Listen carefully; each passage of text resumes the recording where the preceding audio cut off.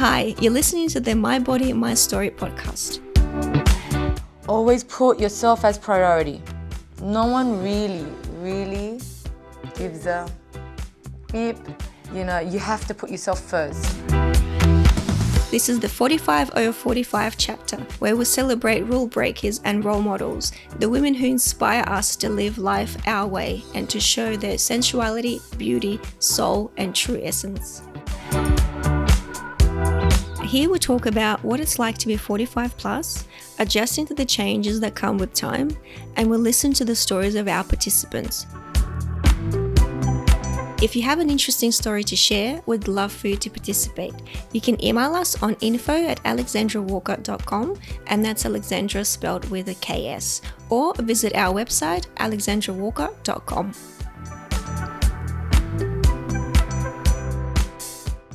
Hi Lilly, welcome to our studio and welcome to our podcast, and tell us a bit about yourself. All right, I'm 45. I've got 4 children. Was born in Australia, went to uni here, studied here, then got married. Lived in Lebanon for about 6 years in Beirut. Started up my own business there. I ended up with 4 beauty clinics over there. And then about 5 years ago, I've come back to Australia. And my children range from the age of 23, 2 boys, Adrian and Jordan, 23, 21. Then I have Jasmine, who's 19, and she's and I got Angelique, who's 15 almost. And and just recently with COVID, I started up a new business, but then closed it down because of COVID. And now just trying to find my new direction, I guess. At 45, what do I do? I'm not really sure. I'm very lucky in life. I've been blessed. I've traveled a lot. I've got a great family. I've got great kids. So it's now just trying to find that new chapter. Where do I go? You know, what do I really want to do? What do I really enjoy doing? Not what do I have to do, because I don't have to do anything anymore. I really don't. I've accomplished so much in that, I'm going to say in a short period of time, that now I find myself at 45. What is my next couple of steps? You know, really. Young enough and old enough to do what I want. And So, what are you most passionate about? passion, family, fashion, lifestyle. I think some of the things I'm passionate about. Helping people. I love to get that satisfaction when I make somebody feel beautiful and look beautiful too, whether it's male or female. Like, I've helped so many people in my past, you know, change their look, help them feel better about themselves, you know. Some people need that little bit of, everyone always said to me, you should be a stylist or, you know, someone that helps people change their looks to feel more confident and beautiful. But, you know, I just think I'm too old to do that stuff. I don't know. I don't know, like, I just feel at my age now, after everything I've been through, I'm supposed to, like, wind down, not, like, you know, start a new big chapter. You know, starting a new business for me is a big chapter, you know, like, that's a big thing, you know. I've done that. I've started new businesses, I've worked, I've had our own businesses. I just want something to help me wind down, not start up a new thing. Does that make sense? Yeah, sure. But can you describe your greatest accomplishment? Maybe we will... Definitely my 4... Well, look, I did all the accounts work for my husband of my 4 kids, right? So we started lots of great businesses together. So my 4 kids, bringing them up, and that would be my greatest accomplishment, I guess, because they're such good kids. You know, very work ethical, they're just good kids, you know, so that would be my greatest accomplishment. And starting up a couple of new businesses in my life and them being very successful, that would be also another accomplishment. You mentioned that you're at this age you're too old to. I shouldn't say I'm too old. I don't believe in that, but we all know that with age we change. Yeah. But what positive changes have you experienced at this age? Okay, for me the positives would be I'm young enough. I'm old enough and young enough, and I've seen so much in my lifetime that I can sort of help other people with direction. I guess, you know, like a lot of people are confused. You know, at my age, I get a lot of people that are confused. You know, and I'm able to give them a lot of, because I've been married, I've had kids, I've done a lot. I say I'm old, but I'm not really old. We are still so young. But I feel like sometimes when I talk to other people, the amount of things that I've gone through in my life, I feel like I'm old, that's all. That's a positive. The negative is like our digestion and our bodies, how they change. And, you know, obviously we can't eat the things we used to. We cannot, you know, our body doesn't adjust. You know, there's a lot of things like exercising. I can't exercise the same way, you know. Yeah, the bones start to make noises. There are lots of different noises. So you would say that this is your biggest challenge with Definitely, yeah, definitely. The things I can eat, my body, metabolism, all those things they're the biggest challenges I have. For me, definitely. What advice would you give your 30-year-old self if you could go back and meet yourself at your 30s? My 30-year-old self. You live only once. Do what you want when you want. You know, I have that philosophy. I've always used it. Live for today, but think for tomorrow. So, you do all the things you want to do in that day. And happiness, you know, happiness is hard to find. So just make sure you're happy all the time. And but think for tomorrow. So like, if you live for tomorrow, make sure you don't live with regret. There's no regrets, you know, just draw the boundary, like have a boundary, I guess, for yourself. So that when you wake up the next day, you're not regretting what happened the day before. And be happy, you know. Tears are priceless. I said tears are priceless. You know, don't waste them on people that are not worthy. And go with your gut instinct. Always go with your gut instinct. You know, I think, you know, my gut instincts were always right. And I think back, you know, to a lot of the decisions I'd made, even though sometimes I went against my gut instinct, I always thought to myself, my gut instinct was right. Yeah. You know, and even till now, even though sometimes I fight it, I think it can't be possible. There aren't that many evil people out there. They can't be planning this. And my gut instinct was right, you know, it was always damn right. Do you feel it's more developed with age, this instinct? Or you always had it, just you started? Oh, look, you know what? I always had a good gut instinct. There were so many people I met in my lifetime that now I think to myself, my gut instinct was right. You know, people we done business with, people who done the wrong thing by you, friends, even personal friends. I always had a bad feeling about them. And, you know, and I tried to fight it, thinking, you know, just give them the benefit of the doubt. And I find out in the end that I was right. I was just always right.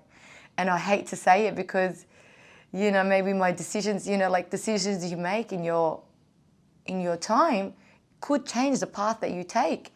Every decision, you know, there are so many decisions I've made. I thought, if I had taken a different path, you know, I could be in a different place. Yeah. But, you know, you live to tell the story. I guess that's a good thing. And I lived and learned from those. But gut instinct is so, when your belly grumbles in the wrong way, Just listen to Just it. listen to it, yeah. That's what I would tell my old self at 30. And what advice would you give to younger women who will eventually reach this age and undergo these changes? Always put yourself as priority. No one really gives a beep. Yeah. You have to put yourself first. I used to always, when my kids were young, I used to always go to the gym and, eat well. And, I had a lot of people, close family friends and people around, why you go to the gym for? Why would you go to the gym and put your kids in creche and, you're married now. You're married now. I'm like, and like, I need that for me, for not just for physical, it's for mental. I always used to say to all of my friends that are married, newlyweds, that put yourself first, stay healthy, exercise, And my family, not my immediate family, but my ex-husband's family and a lot of them, they would like, she goes and puts her kids at the creche and she goes to the gym, like what a mum, But, sanity, it was to buy my own sanity, and especially after having 4 kids, staying sane was so important. If I'm happy and I'm healthy, my kids are happy and healthy. You can't be a good mum. You can't be a good partner. You can't be a good person if you're not mentally and physically sane.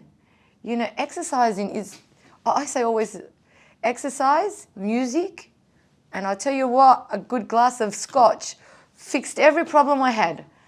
Always. Put on the music, put up, a good glass of scotch always fixed every problem I had. So it was the only way I kept sane after all those years. But yeah, I mean, I know we don't recommend drinking, but I tell you what, sometimes does a glass of wine or whatever it may be, does help. And time for yourself. And time for you. It's the time out, yeah. So when you exercise, that's your time out. Whether you read your book or go for your walk or you go to the gym, whatever it is. But yeah, keeping sane is so important, mentally sane. So you mentioned that it's important to exercise. But where do you think the idea of perfect body image comes from? Look, we're all different in size and shape. So what's good for me isn't necessarily good for someone else. Perfect body, there's no such thing. I think if you just eat right and you exercise and you feel great, then that's the perfect body. We can't all be size 8s. Trust me, I've tried. There's no such thing as a perfect, but you've just got to, I guess what really does help, I think, with any body shape, it's knowing how to dress for that body shape. That's, I think, key important. We're not all size 8s. And unfortunately, with age, we put on kilos and it goes in places we don't really want them to be. But I've got a lot of friends with different sized bodies, but if you can dress, if you can find the right dress to suit your body shape or the right style, that's just... This is stylist talking in you. That's the stylist talking in me, yeah. I've helped so many of my girlfriends, not that they really needed it but, there was things that would suit them more, and without being rude, I would change it up for them, take them, I'll say, I'll meet you, even though I was busy, I've got 4 kids, I'll meet them, I'll help you find something that would suit their body shape, because unfortunately, we can't all wear mini. And, whether we don't have the legs for it, we don't have we can't all, sometimes after kids, our breasts change. We can't all wear those low little shirts and it's not going to work. So you just got to find the right outfit to suit your body, and then perfect body. I mean, when you're happy with yourself, then that's the perfect body. But who do you think creates this urge to be perfect, and who translates? Well, social media has a big part to play with all those things. I mean, we're all a victim of it, you know.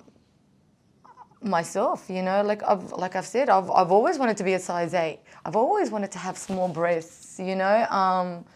God blessed me with big breasts, and that's something I didn't want. You know, now my daughters are double Ds, and I feel so bad for them because, you know, there's certain tops they can't wear. There's always a drama, you know, like outfits you can't buy because of, you know, you're a size 12 up here, but you're a size 10 down here. Dresses don't sit right on you, you know. So, but social media plays a big part of what we think is a perfect body. But at the end of the day, a perfect body is what makes you happy. Like my daughters, even though they're a size double D in the top, they're happy, you know. They've made it work for them, you know. And I've told them, you know, you got to take the good with the bad. Yeah. You know, you're fortunate. You know, people would love to have double D breasts, but unfortunate at the same time. You know, these women that don't have large breasts don't realize that with double D comes along neck pain, back pain, lower back pain, you know, especially, and then later on when they have kids, you know, the extra drama of extra large, you know, and so there's all these other things that come alongside with the big breast, you know, oh wow, you got, and she gets those comments all the time from all her girlfriends. They don't realize the things that they have to put up with, the pain. You know, my daughters now, I have to buy them, you know, braces all the time because they can't sit on a laptop without slouching. You know, they've got that extra weight in the front. So, perfect body, gee, it's a big question. There's no such thing, I don't think. I think as long as you're happy in your own skin, you know, I mean, exercise and eating right, stay mentally, that will give you that complete package. You know, eating right is super important. I always teach my kids to eat right because when you eat right, you feel better, your metabolism better, you're exercising, and it just sort of gives you that tightness that, you know. And it's for your health. And for your own health, yeah. You know, I teach them all the time, you know, exercise. They go, Mum, we don't want to exercise because it just mentally, you know, like it's all part of that mental part. Yeah, that's true. So what does it mean to you feeling good and looking good? What for me, feeling comes good first? Feeling good is definitely more important. When I feel good, I look good. If I don't feel good, there is no way on earth. Put on all the makeup in the world, put the most glamorous dress on me, worth $10 million. Give me, you know, whatever you need. If I don't feel good, there is no way I look good. Mental sanity is key. When I'm in a good place mentally, I just radiate. And and people say that to you all the time. And I know that when my kids are, you know, stressed, you know, they look stressed. They look unhappy. There's nothing I can buy them. There's nowhere I can take them that will make them feel better. It's, you know, you have to feel good if you want to look good. You have to feel good. So what makes you feel the most beautiful? For me, seeing people around me happy and that good energy, having people around, surrounding myself with good people and good energy, and then looking good is always good, you know. Definitely when you feel good, you radiate. And what makes me feel the most beautiful, you know, yeah, having good people around me, good music, a glass of champagne, maybe even a day at the beauty spa. Good. Even a day like today is great. This makes you feel good. Someone doing my hair and makeup. Oh wow, yeah, I think every woman loves that. What is your favorite quote about being a woman? Oh well, I have quite a few quotes. The woman who follows the crowd will usually go no further than the crowd. Wow, so, that's a good one. Yeah, that's a real good one. Like, I've always been a person that doesn't stand out like in beauty, but for some reason I don't follow. I've always been that person that, you know, if everyone's wearing white, I'm going to wear the black, you know.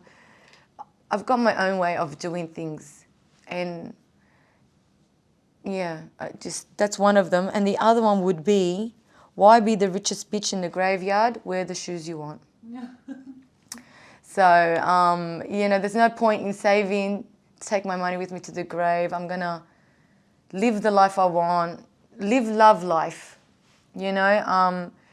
You know, my kids, after I separated from my husband, and, you know, I did a lot of travel, you know, and my kids would always say, you know, you're wasting your money, you know, travel. I go, I want to live, you know, like I got married early. I had my kids early. I think I've done my duties as a mother, and I think I deserve to now travel and buy whatever I want and do whatever I want whenever I want to do it. I'm not, you know, I'm not going to save it. I'm going to I don't want to die a rich woman. I want to die a happy woman. Yeah. Yeah, so I guess, yeah, they're my two favorite quotes, I guess. You know, I sit and listen to my mum now. My mum and dad used to have a lot of little quotes they used to say as children, when we were children, and now I try and remember them as I go through life. And God, we learn a lot from our parents. Those old sayings that they used to make when we were little, now they sort of come back and haunt me. I think, oh, my mum used to say that. Yeah, I should have listened to my mum. I should have just listened to my mum.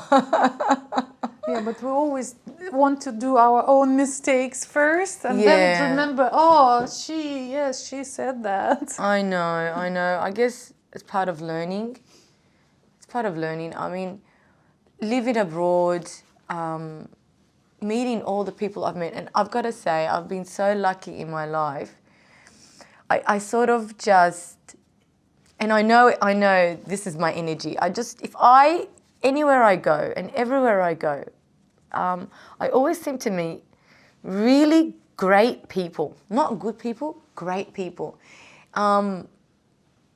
It's just this, and people say it to me all the time.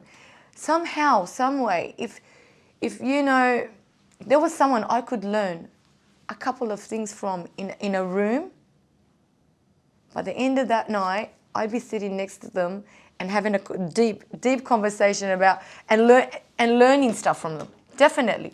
I don't know how I do it, but I have a way of doing that. And for me, learning from older people who've experienced things and seen more than me, and, you know, whether it's in business or it's in life, I love to learn from them, you know. I love to learn from older people who have seen it all. I've met, you know, multi-millionaires that have created wealth out of nothing. You know, people who've gone bankrupt a couple of times and then been able to pick up their lives again and do it all over again. And, you know, when you travel, you know, even in Dubai, you know, being in Dubai a couple of times, I've been to, you know, I've been all around the world. I've traveled so much. I've met so many interesting characters. And I've learned so much from them. And somehow, some way, I always seem to meet these people. And I think I'm so lucky. Like, the people I've met in my life have taught me so much. And then my kids taught me a lot too. Gee, they're still teaching me till today. Oh, yes. They are our greatest teachers. They are our greatest teachers, you know. And I think I'm so lucky to have them. But, you know, I've got my son. One of my sons struggles with, you know, mental health like issues, you know, a little bit of depression here, and he's been my biggest challenge for the last couple of years, because, you know, you think they've got no reason to be depressed. They've got world's their oyster, you know, they're young, they've got work, they've got a home over their heads, they've got everything, you know, and they've got, you know, they've got space to grow and fly, but yet there are things that are holding them down, and you just trying to overcome that is huge. If I was to ever be a millionaire again or a billionaire again, my focus would be on helping young people with mental health issues. You know, it's so difficult. I think for a lot of people, their biggest downside is loneliness. You know, people who struggle with mental health, one of the things I find is that they're all so lonely. You know, they are lonely. Like, a lot of the young people I meet now through work or different avenues, they're on their own, they're studying, they have no family, they're just lonely. And that's what's leading them to depression and drugs and, you know, hanging out with the wrong people. But why do you think this happens? Like your kids were born here, obviously, so they have friends here, or they didn't move to the country. Yeah, well, they moved overseas with me, and I think for them, even though my eldest, he's super good looking, you know, and he went with me to Beirut in Lebanon, and, you know, he was the king of the crop there, you know, he was dating the most beautiful chick in the school and had it all going for him. I don't know, you know, I think, but, you know, my son, I can't say he was lonely for him to, I mean, I don't know. I always try and work out what happened there. Excuse me, why is he struggling with depression? And unfortunately, sometimes you just can't work it out. You really just can't work it out. What happened? What did I do wrong? Where did I go wrong? But hopefully there's light at the end of the tunnel. And that's my eldest. So the other three, you know, sometimes I know it's, you know, social media is a real big problem. Social media is a huge problem with our young kids because it doesn't matter what they've got or how much they've got. They see people with more, you know, and like you said, you know, the thinner, the this, the that, you know, and they just feel like they're falling behind, but they're not. You know, the social media, you know, you're not in Dubai. Like the things you see there, I mean, how can you ever keep up with that? Like it would, you know, I've been very blessed, you know, I mean, financially, you know, family-wise. And even sometimes when I look on my Instagram and I just think, how can you keep up with these people? Like, it's impossible. I mean, but it's all, most of them are just a picture. It's not a real life. But the thing is, we as grown humans, adults, we see that and we think, okay, well, geez, let's just turn this off because there's no way of keeping up with all of that. You know, the gold cars and all of this and, you know, all these little, you know, beautiful chicks with all, you know, you see it all, you think, oh man, well, once upon, you know, if I could turn back time, and then you see our kids looking at that and they just, if I'm finding it far-fetched, you know, and I'm in a good place, how are they supposed to see that, you know?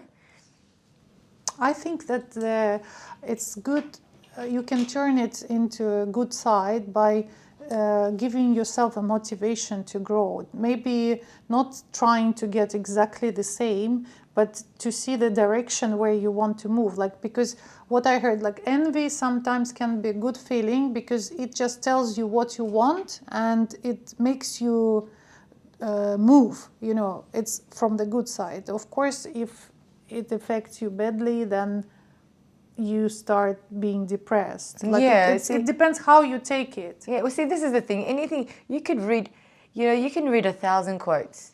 Some of them relate to you and you like, and some of them don't relate to you. A lot of the ones that don't relate to you might relate to somebody else. It just depends how you're feeling. But that's what I mean, You know, if I'm in, like I look at my social media, and you know, all my social media things follow fashion and luxuries, and you know, that's what I've always loved. Beauty. I love beauty.